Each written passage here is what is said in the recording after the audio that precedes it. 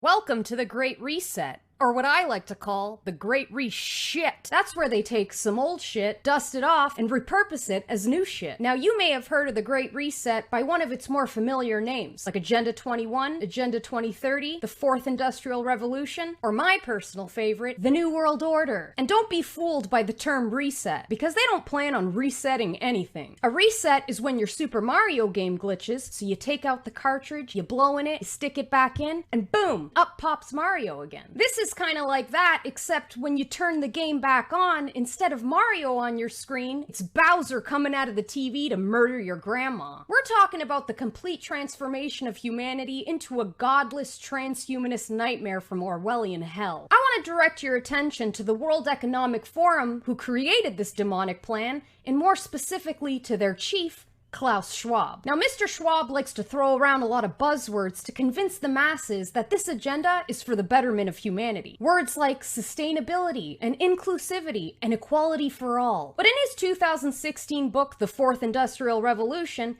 he's a lot more candid about the elitist plan for world domination. Let's skim through some excerpts from this literary masterpiece, shall we? The tools of the Fourth Industrial Revolution enable new forms of surveillance and other means of control that run counter to healthy open societies. Oh, well, that sounds helpful. Public crime is likely to decrease due to the convergence of sensors, cameras, AI, and facial recognition software. These technologies can intrude into the hitherto private space of our minds, reading our thoughts and influencing our behavior. Sounds a lot like mind control, but that's a conspiracy, so it can't be. As capabilities in this area improve, the temptation for law enforcement agencies and courts to use techniques to determine the likelihood of criminal activity, assess guilt, or even possibly retrieve memories directly from people's brains will increase.